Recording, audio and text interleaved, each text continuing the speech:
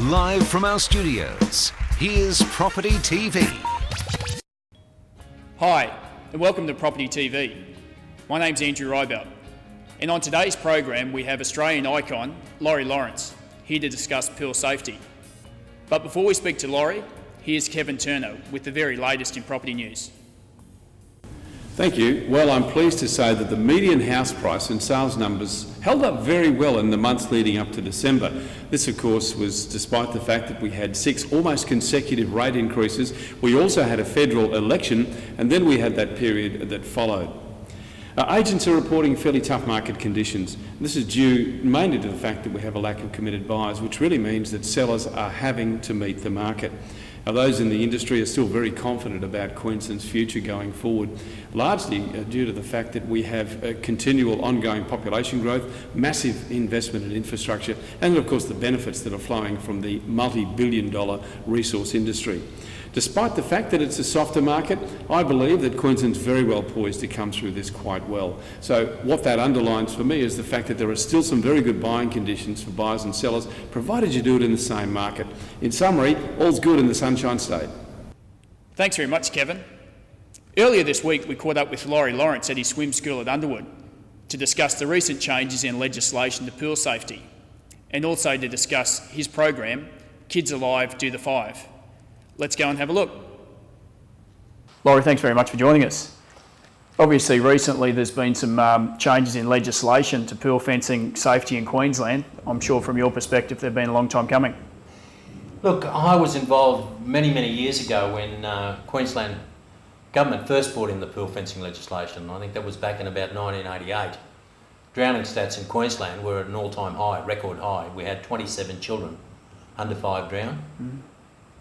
They wanted to bring in pool fencing legislation. It wasn't palatable to the electorate. And so they thought they'd bring someone in to say, you've got to fence your pool. Well, I was the mug. In I came.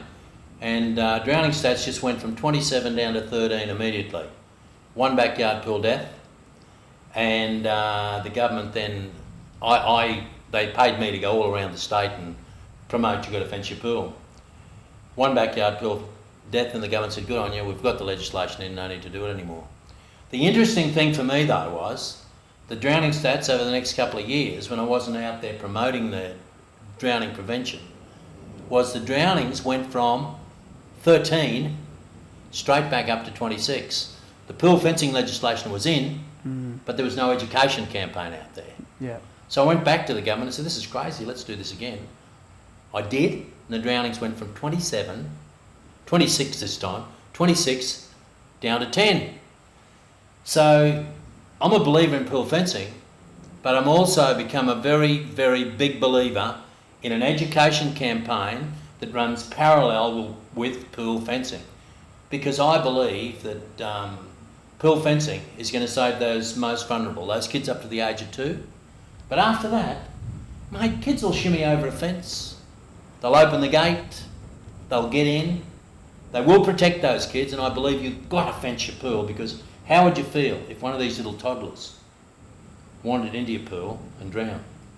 You'd never forgive yourself. But on the same thing, I'm saying to you, it's more than just pool fencing legislation. So I don't like the big stick. I believe you should fence your pool because it is the right thing to do. Yeah, look, I agree.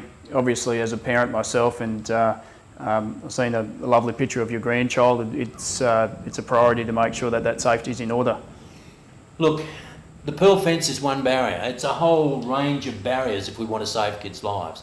The pool fence is a barrier. The gate's the next weakest link. So if you haven't got the correct gate, if you haven't got good hardware, if you haven't got a magna latch, like a magnetic latch from D&D technology, and they've also got the good hinges that automatically close, the gate's the weakest link. You need to make sure that's right. And of course for me, I'm a great believer in teaching kids to swim. And my granddaughter now, she's 19 months, she can swim anywhere. I can drop her in the pool, she'll turn around and get out by herself.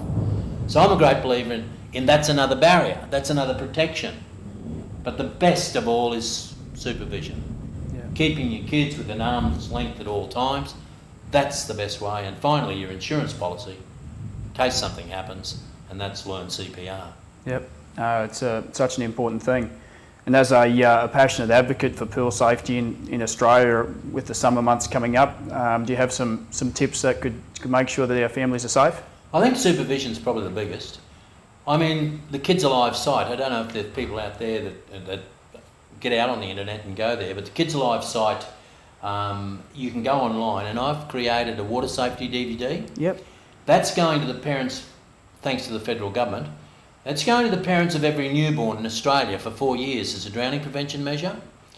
And what I really think is, if there's any people out there watching your program and they want one of these, just get online, send us an email, and we'll send you out a water safety DVD free of charge. And hopefully that may go a long way to saving some little lives this summer.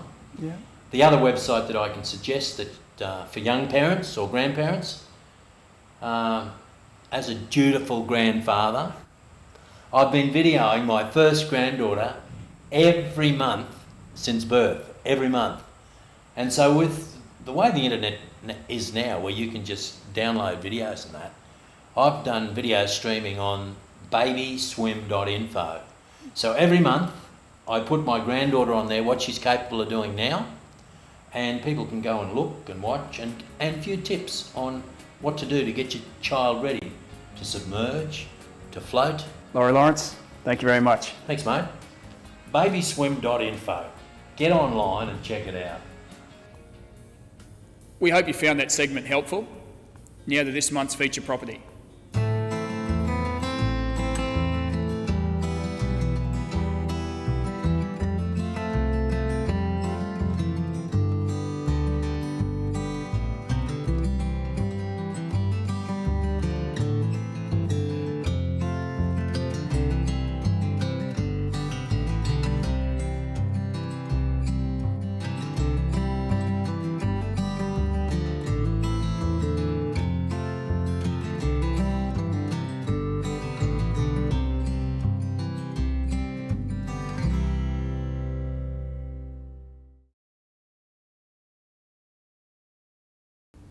Ladies and gentlemen, a huge thank you for watching our latest edition of Property TV. And for any real estate information, please visit our website, redcliffe.com.au, or give us a call on 3883 9999, and wishing you and your family a very safe and happy summer period.